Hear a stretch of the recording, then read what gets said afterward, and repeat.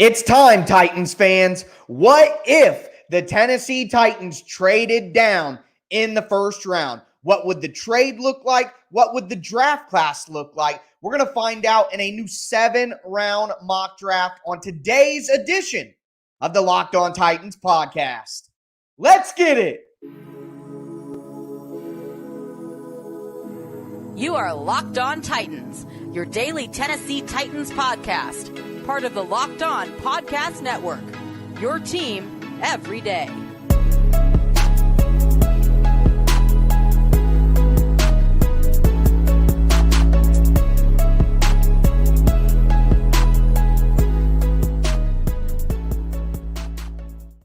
Welcome to the Locked On Titans podcast. I am your host, Tyler Rowland. Titans fans, on today's show, it's time. I have finally caved to the pressure. We're doing a 7-round mock draft where the Titans trade down in the first round. I'm going to go over some comparable trade packages from recent draft trades, look at what the Titans might get back in return, and look at how that might affect the draft class that they're able to put together. Before we get into all of that, do want to let you guys know that today's episode is brought to you by the Ultimate Football GM app. If you've ever dreamed of becoming an NFL GM, managing your football franchise, doing drafts, signing players, cutting players, then this game is definitely for you. To download the game, just visit ultimate-gm.com or just look it up in your app stores on your phone.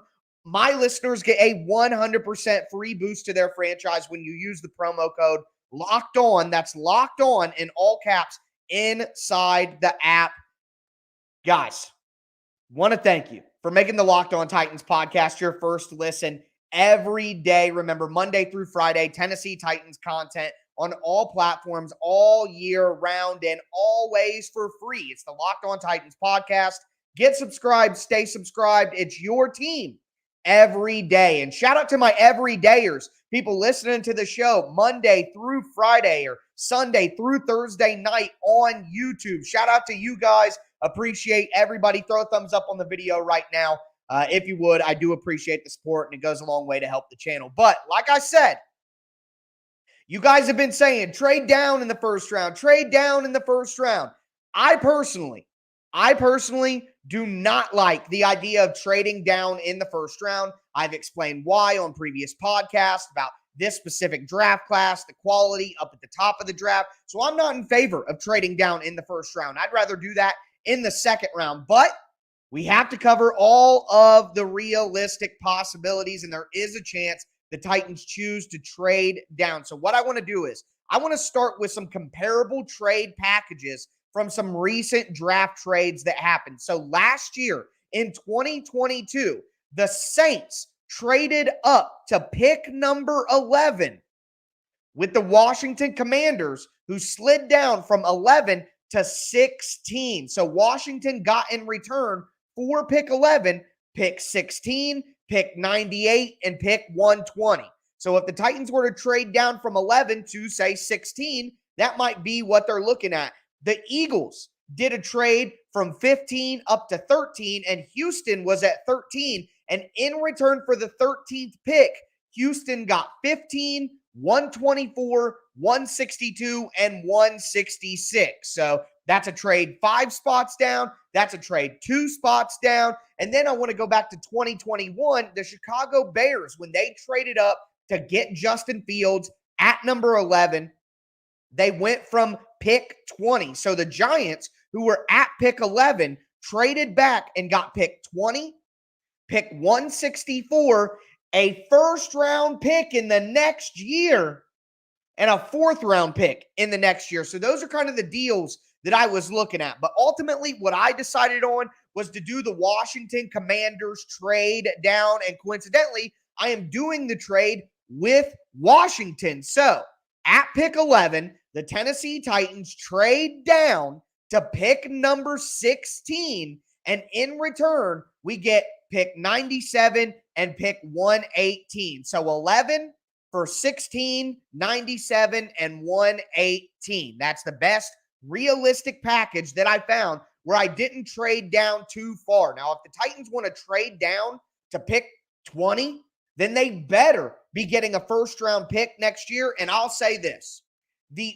only path that I am okay with the Titans trading down in the first round is if they pick up a first-round pick next year.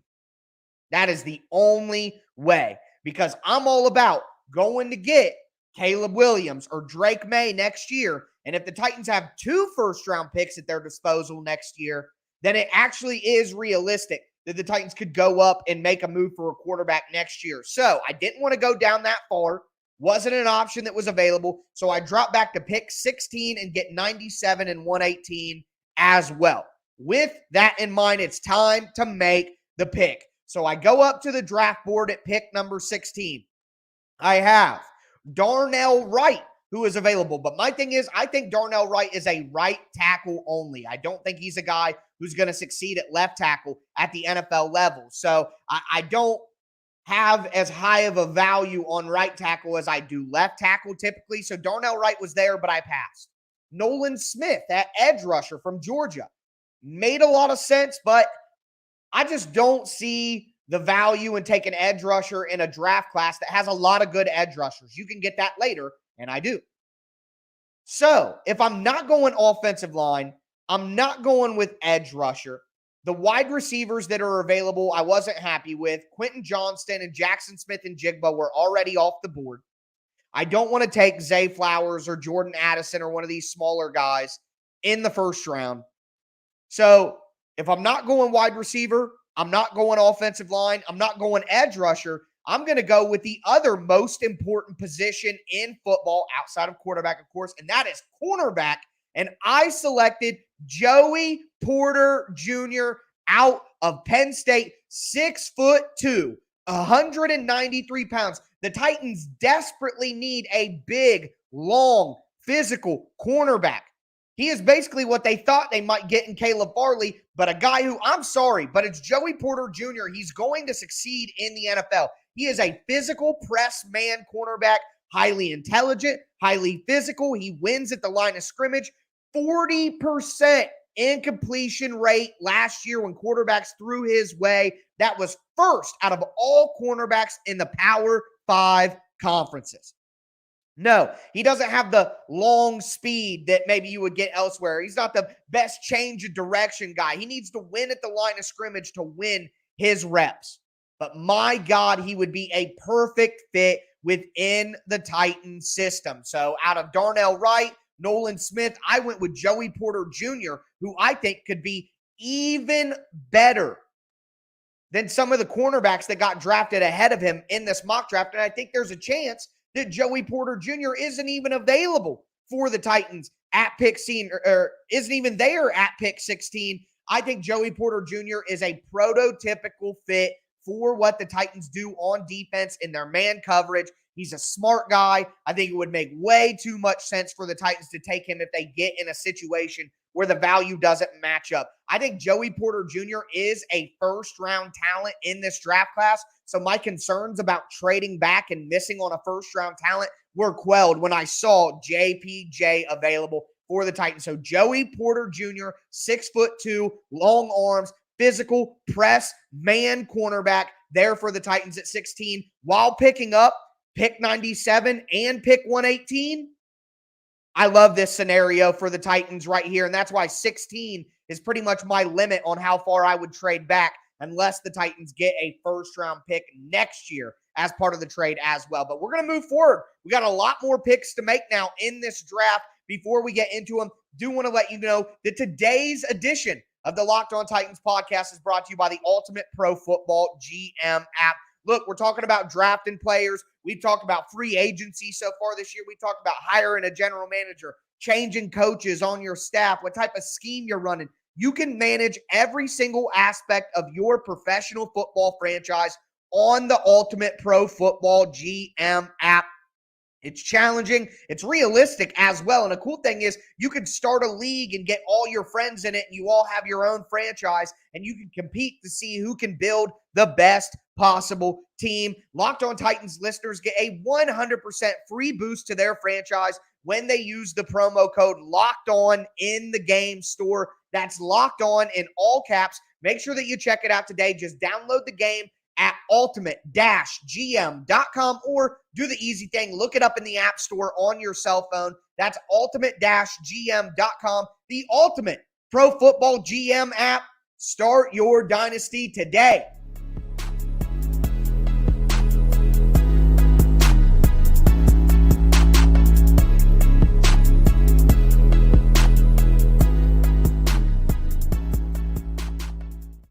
Titans fans, we are going to continue today's 7-round mock draft featuring a trade down in the first round. I finally caved to all of your guys' peer pressure and said, hey, we got to do a mock draft with a trade down in the first round, even if it isn't exactly what I want to do. Before we get into it, though, I want to thank you guys again for making the Locked On Titans podcast your first listen every single day, Monday through Friday. Tennessee Titans content on all platforms all year long, always for free. Make sure you get subscribed and stay subscribed. We are smack dab in the middle of the 2023 Locked On Titans NFL Draft Preview Series. We've done quarterback, we've done running back, we've done wide receiver. If you missed any of those shows last week, check them out. But going forward this week, we're going to be doing tight ends, important position in this draft. We're going to be doing offensive line, both tackles and interior offensive line. Then we're going to transition to defense and get all those positions done before we head to the NFL draft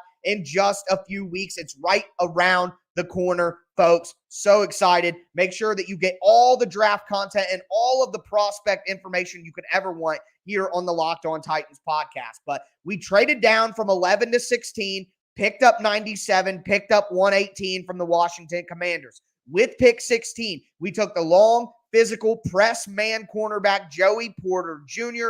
Then we get to pick number 41 for the Tennessee Titans, and it could have gone a lot of ways. Darnell Washington was there. Sam Laporta was there. Musgrave was there at tight end, and I truly did consider that. You guys know I've been going Darnell Washington at 41 a ton, but I did want to do things a little differently in this draft. There were guys available on the interior offensive line like Steve Avila, Luke Weipler, Joe Tippmann. Jahmyr Gibbs was available at running back. A lot of options, but for me, I went with a guy who I think will be a starter on the Titans offensive line from day one and for the next 5 to 8 years, and that is John Michael Schmitz. He is an ideal zone running center. I have retweeted highlights from John Michael Schmitz at this point that show him executing reach blocks on front side defensive tackles better than ever. So I'm going to take just a moment and explain to you what some of the responsibilities of a center in the Titans system is. So you'll be at center. There will be a defensive tackle ahead of the guard, and you're at center. And what you have to do is, with a little help from the guard as well, as the center, you got to find a way to cross the face of that defensive tackle who's not even ahead of you and get in front of him and wall him off to create a lane for the running back. That is called reaching the front side, the play side defensive tackle. John Michael Schmitz does that better than anybody in this draft class. And that is exactly what he's going to be asked to do within the Titan system. I think John Michael Schmitz at pick number 41 could immediately replace Ben Jones for the next 5 to 8 years. It is a slam dunk. And if you look at the Titans starting lineup, they need more of a guard right now. They need a left guard. But I don't care about creating starting lineups. I care about getting prospects in this draft class that can be starters on this team for the next 5 to 8 years, regardless of where they are. And with Joey Porter Jr.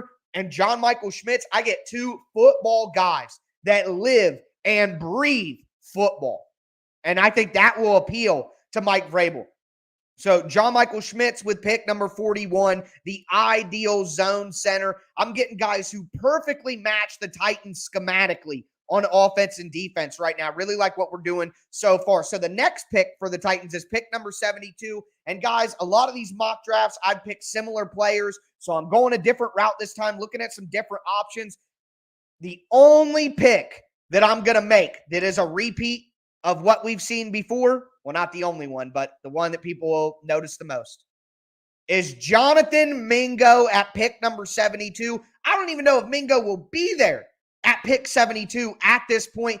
people are starting to realize that NFL teams are much higher on Jonathan Mingo than maybe the media was early on. Does he have elite twitch and burst? No, he doesn't. But there's a lot of small wide receivers in this draft class, a lot of small 5'8", 5'9", buck 80 type guys. The Titans don't fool around with those guys early in the draft. The Titans want big-bodied, playmaking wide receivers, and that is what Mingo is. 6'1", 220 pounds. He runs in-breaking routes, slants, digs, things that the Titans like to run within their offense. It's a schematic fit. Mingo has contested catchability with strong hands, run after catchability. I think he's going to be a guy who is far better in the NFL than he was in college. I am not passing on Jonathan Mingo if he is available at pick number 72. Pick number 97. This is where we have some fun. So this tight end class is excellent. Daniel Jeremiah said that he thinks that there are 10 or more starting level tight ends in this draft class, which means the Titans have a good chance to get a starting tight end all the way up until like the 4th round. And they got Chigakonkwo in round 5 last year. So trust the Titans with scouting tight ends.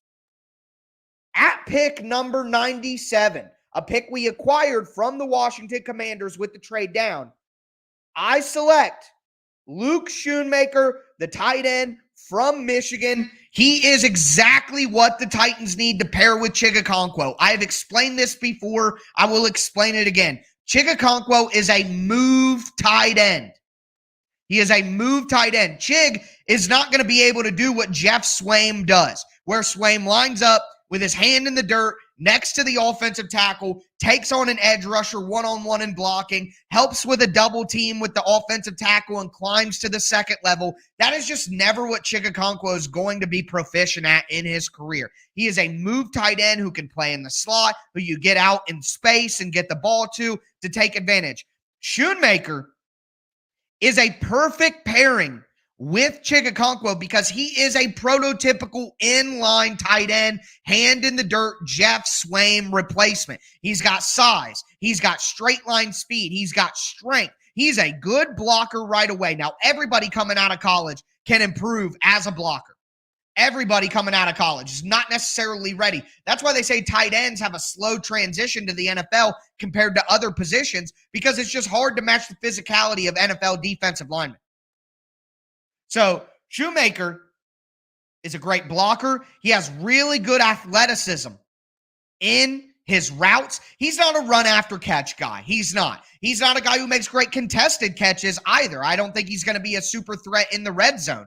He wasn't the most productive. He's going to be 25 years old. And he's had some injury concerns. But at pick number 97, that size, speed, strength combination with his ability to be a blocker, with the way that he runs routes, I think that you pair Schoonmaker and Okonkwo together, and you have the makings of a very, very, very good tight end pair for the next 5 years. Okay? I love that at pick number 97. So far, and shout out to Brendan. Go Bobcats. Oh, yeah, baby. Alumni here from Ohio University. Shout out to you, Brendan, for throwing that in the chat. I'm always going to break for that. But so far in this draft, we traded down from 11 to 16. We selected Joey Porter Jr. at cornerback at number 16. We got John Michael Schmitz at 41. We got Jonathan Mingo at 72. We got Luke Schoonmaker at pick number 97. And we got 4 picks to go, Titans fans. Put on your seatbelts. It's about to get wild. Do want to let you guys know, again, we are in the middle of the 2023 Locked On Titans NFL Draft Preview. I'm going over between 150 to 180 prospects, skill sets, size, how they fit into the Titans offense or defense, where the Titans should be looking to select them. We've gone through quarterback, running back, and wide receiver. We're going to hit tight end and offensive line and some defense as we continue towards the NFL draft. Make sure you get subscribed and stay subscribed to the Locked On Titans podcast. We're going to continue today's show with the final 4 picks of this 7-round mock draft.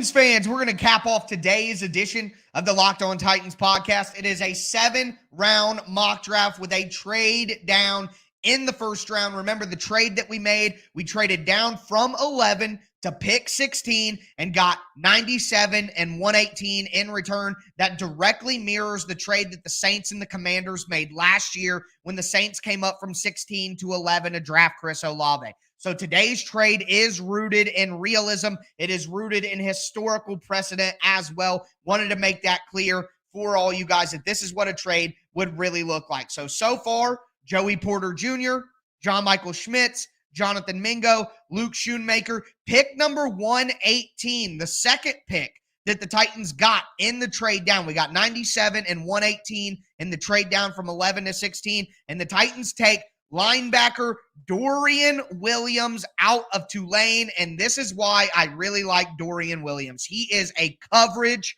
specialist at linebacker. The Titans have Azeez Al-Shaair, who is a little bit of a do-it-all guy. They have Monty Rice, who's been a lot better in run defense than he's been in pass coverage throughout his career. Yeah, you got Jack Gibbons, who did well in pass coverage at times last year, but he's an undrafted free agent. And I also want to point out, as I've continued to point out, that Rand Carthon came from San Francisco, where they had a lot of success drafting athletic linebackers late in the draft. Dorian Williams is a freak athlete. Well, maybe not freak athlete, but a really good athlete. He's only 6'1", 228 pounds, but he's got a 6'8" wingspan. He's not going to be a strong side linebacker that's getting in the hole and taking on fullbacks. He's not going to be a guy who I think plays on early downs for the Titans, but he would be an excellent sub-package linebacker. I don't know if I trust, actually, I know. I don't trust Monty Rice as a sub-package linebacker. I don't trust Azeez Al-Shaair as a sub-package linebacker. You bring in Dorian Williams, and you play him as sub-package linebacker on third downs and passing situations with his coverage ability and his wingspan. I really, really would like the pick of Dorian Williams from Tulane at linebacker in this draft. There are some other options late in the draft at linebacker that I like as well, but we'll get into that when we do the linebacker draft preview in the coming weeks. So moving on from pick 118 to pick 147, and I took Nick Hampton. Nick Hampton out of Appalachian State. So here's the reality, okay? The Titans need to get an edge rusher who doesn't have to be one of their top 3 rotational guys. They got Harold Landry, they got Arden Key, and they got Rashad Weaver. But they need to add another young guy who can rotate in and add some value as a pass rusher while you develop him as a run defender, okay? And that's what you're going to get with Nick Hampton. He is 6'2", 236 pounds, a little undersized, but he has a great first step quickness off the line of scrimmage. He whoops offensive tackles off the line of scrimmage. He's able to bend. He's able to run that loop that Harold Landry is so good at. He has a really good long arm move where he gets his long arm into the chest of an offensive lineman and then uses his speed to get around him. He's good at dropping into zone too. Well, maybe not good, but he's dropped back into zone a ton. So think about how these players fit into the Titans system schematically. The Titans need a rotational edge rusher. Look, Weaver is a power guy. You got Key and you got Landry, but Weaver is a power guy. So you need your backup speed edge rusher as well. And for me, that can be Nick Hampton. And again, drop him back into zones, whether you like it or not. The Titans run a ton of zone blitzes where they blitz a slot corner off one side and they'll drop the backside edge rusher into coverage. Well, Nick Hampton has the ability to do that. He's done it on tape. Of course, he needs to improve in his instincts and setting down into a certain spot in zone coverage, but he's shown in college the ability to do it. He doesn't have a ton of different rush moves. It's kind of like Harold Landry. He uses his length and he uses his dip around the edge to win, his speed and his length. And that's what Hampton does. So he could learn a ton from Harold Landry about how to counter and how to use that to do more. Hampton is not a major edge setter in run defense right now, but he doesn't need to be. That's what you have the power edge rusher for in Weaver. So to me, you get Nick Hampton in here as your 4th edge rusher. Let him learn from Harold Landry and Arden Key and develop as a run defender, and you could have yourself a great rotational player for the next 4 years. So I love the pick of Nick Hampton because late in the draft like this at 147, to find a guy with his bend and the ability to run the loop in pass rush like him, who also has the ability to drop into zone coverages, which fits the Titans schematically, it's just hard to find a better fit this late in the draft with his athletic profile and abilities. At 186, I'm going back to wide receiver, folks. We've gotten a cornerback. We've gotten a linebacker. We've gotten an edge rusher. We've gotten an offensive lineman, a tight end, and a wide receiver. I'm going back to the wide receiver well, and I know that the Titans are not going to pick this guy, but I'm going to continue to say that they need to give him a shot, and it is Bryce Ford Wheaton out of West Virginia. He is so long. He is so fast. He's just one of those guys who's 6'3", fast as lightning, can jump over top of people, has incredible elite athleticism and ability to jump over top. I got Skywalker in my notes for Bryce Ford Wheaton. He is just going to go up over top of people and get the ball, okay? And look, he's had some confidence issues in his career. When his confidence affects him during games, he has a tendency to run lazy routes. He can have some focus drops. Once he loses his confidence, he kind of loses his effort level.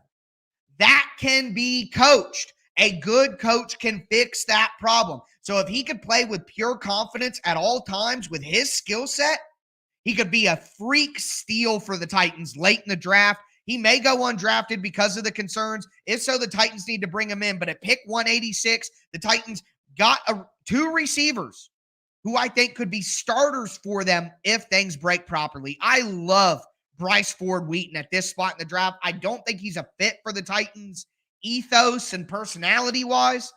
But, man, the Titans need more dogs. They need more dogs. And maybe you got to take a chance on a few guys who maybe don't fit the Titans' ethos or personality type so well. Take a couple of guys and let your strong locker room build these guys up who have insane talent. The last pick in this mock draft, you guys know what I'm doing. Jake Moody from Michigan. Please, God, get a kicker. Bring him in. It's the 7th round. There are 8 guys in this draft class. Get a kicker. You got pick 230 at the end. Get a kicker. Don't do the undrafted free agent battle that you're going to have to do over him or Chad Ryland. Just don't do it. Just draft the kicker, okay? Get the kicker. Jake Moody, Michigan. Best kicker in the nation, in my opinion. Bring him in.